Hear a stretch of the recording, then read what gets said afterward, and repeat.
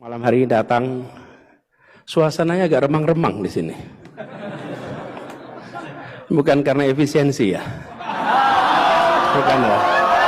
Barangkali jika pemangkasan anggaran mengorbankan fungsi negara, itu berarti pemerintah gagal dalam menata urusan publik.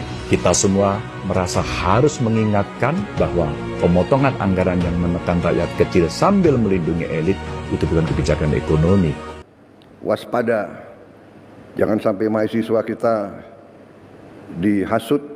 Hemat pangkal kaya, nggak ada boros bisa kaya, nggak ada bocor bisa kaya. Saya tidak akan mundur menghadapi koruptor. Saya tidak akan mundur menghadapi koruptor.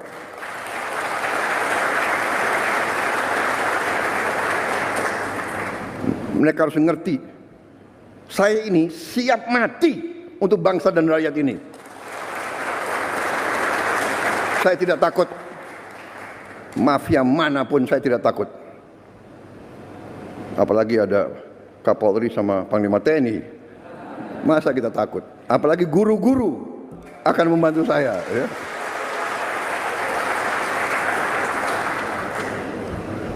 Saudara-saudara, koruptor-koruptor itulah yang buat guru-guru susah, dokter-dokter susah, perawat-perawat susah, petani susah. Karena itu terima kasih dukungan saudara-saudara. Kita bersama akan menghadapi maling-maling itu, dan kita akan mengusir mereka dari bumi Indonesia kalau perlu.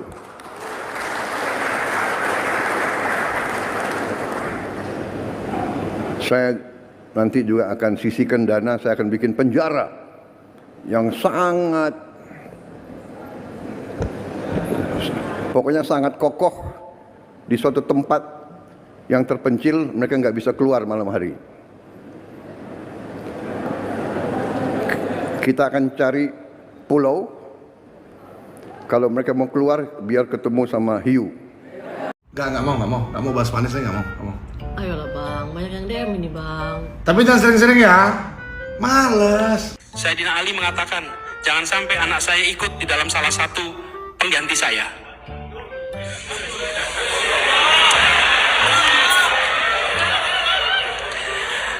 Waktu itu belum ada MK. Ini timku ini ya, udah dibilangin jangan bahas Pak Anies lagi, masih bahas. Lama-lama kalian suka loh Pak Anies. Hah? Lagian di bulan Ramadan ini ya Pak Prabowo, Mas Gibran lagi sibuk menebar kebaikan. Ya kan, Pak Prabowo kemarin panggil ojol, lagi sibuk memikirkan THR untuk ojek online. Banyaknya ojek online itu dipikirkan Pak Prabowo, coba satu persatu dapat THR dari perusahaannya. Terus dipikirkan juga masyarakat yang mau mudik agar pesawat murah. Terus kemarin Pak Prabowo langsung terjun langsung ke masyarakat yang terkena banjir, melihat langsung bagaimana situasi di sana. Dan atas izin Pak Prabowo juga ya, KPK dan Kejaksaan gencar-gencarnya menangkap semua pejabat-pejabat korup itu untuk bersih-bersih negara Indonesia agar lebih baik. Lah yang ini satu Pak Anies, the best of the best ini ya, yang tukang nyinyir ini masih aja terus ngerasa paling sempurna.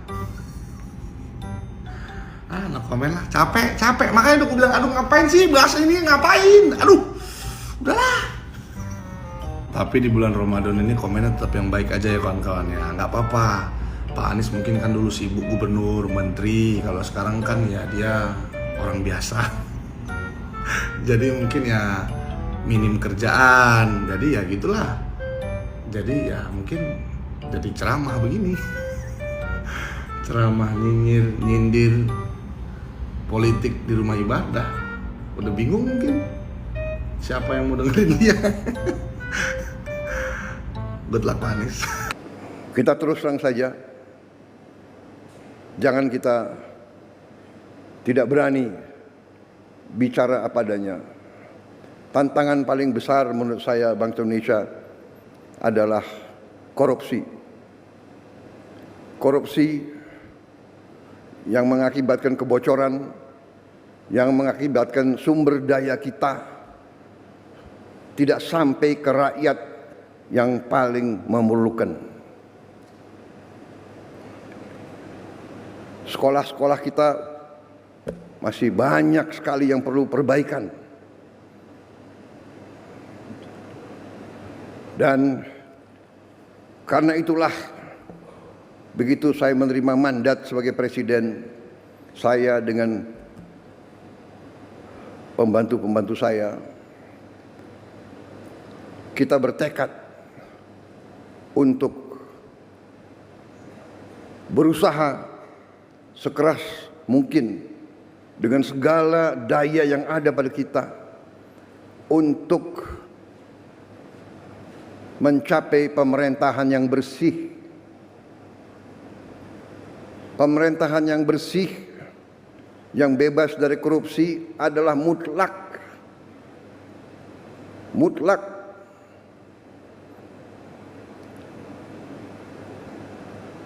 Dengan sumber daya yang besar, dengan kekayaan kita, kalau bisa kita kurangi kebocoran dan korupsi, menggunakan uang rakyat dengan efisien, dengan tepat sasaran, Indonesia akan sangat cepat bangkit luar biasa dan kita bisa menghilangkan kemiskinan dan kelaparan.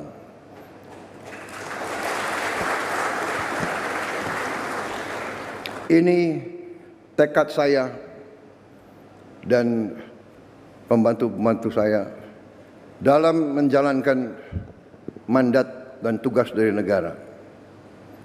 Jadi saya menyambut sangat baik upaya menteri-menteri yang membantu saya mencapai efisiensi. Saya menyambut baik inisiatif, upaya peluncuran, upaya mekanisme baru dengan mengirim tunjangan guru ASN daerah langsung ke rekening guru. Inilah upaya untuk mengurangi tidak efisiensi. Lama-lama untuk apa? Ditahan itu untuk apa? Iya kan? Ya. Kita harus hilangkan budaya-budaya yang tidak benar itu. Kalau bisa dibikin lama, kenapa harus dibikin pendek? Iya kan? Kalau bisa susah, kenapa dibikin gampang? Budaya ini yang harus kita kikis.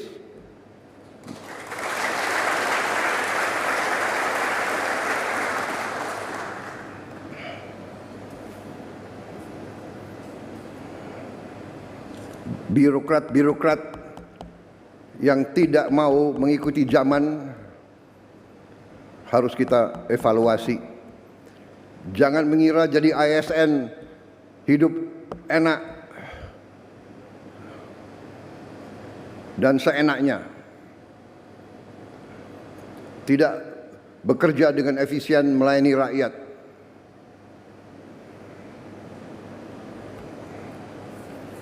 Saya minta para menteri, para menko, coba kita pikirkan, kita rumuskan semua perbaikan sistem. Ya. Ini ada kecenderungan semua pengen jadi ASN, semua pengen jadi pegawai negeri, tahu di dalam sudah jadi tidak bekerja maksimal, ya kan? Tadi mental.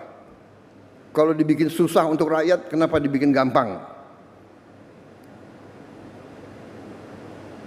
Kalau bisa lama, kenapa harus dibikin singkat? Kita sekarang harus robah. Kita harus bikin semuanya mudah untuk rakyat. Semua cepat singkat. Saya terima kasih menteri-menteri yang bantu saya, wakil-wakil menteri, beberapa belum punya rumah. Menseknek nggak hadir di sini. Ada nggak Menseknek? Nggak. Ya nanti saya panggil ya. Jangan-jangan banyak yang belum dapat gaji lagi. Tapi saya terima kasih, saya terharu. Mereka tidak pernah ngeluh.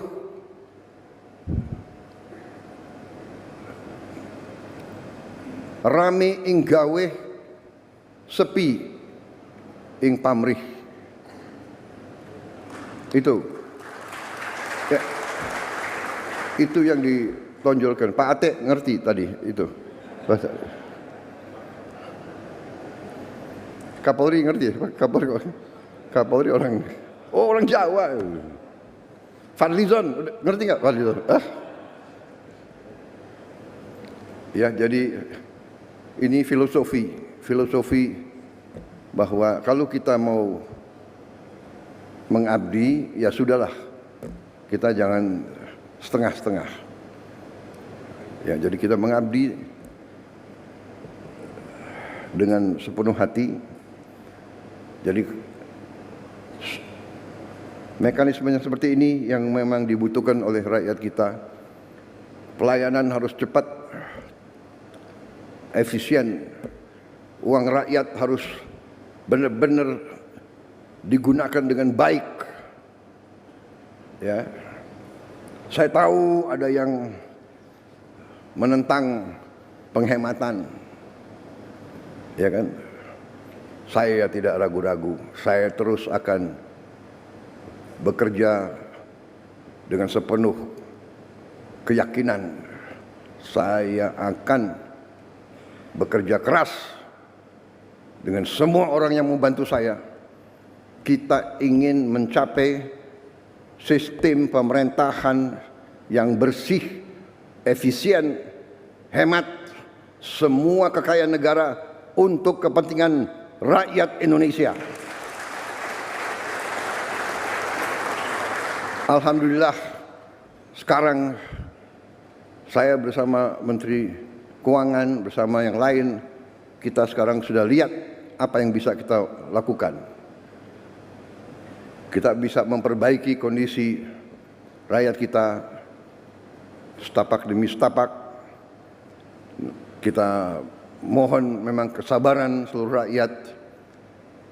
Berilah kesempatan, tapi kita bekerja siang malam tanpa istirahat, tidak ada Sabtu Minggu. Terus kita bekerja untuk mencapai yang kita inginkan, yaitu meningkatkan penghasilan rakyat Indonesia, menghilangkan kelaparan, menghilangkan kemiskinan. Anak orang miskin tidak boleh miskin. Itu tekad kami. Anak orang miskin, dia harus nanti bangkit dan dia nanti membantu orang tuanya. Saudara-saudara, kita punya strateginya. Kita bertekad untuk melaksanakan yang terbaik untuk bangsa Indonesia. Contoh, petani kita bertahun-tahun mengeluh pupuk. Tadinya sampai ke petani, kalau tidak salah ada 145 regulasi. Habis itu harus tanda tangan 38 gubernur, kemudian 500 kepala daerah dan berapa belas kementerian. Kita potong dari pabrik langsung ke kelompok petani. Tidak ada lagi muter sampai nggak jelas ujungnya di mana. Ini contoh. Kita bertekad efisiensi, jangan macam-macam alasan. Padahal alasannya itu adalah untuk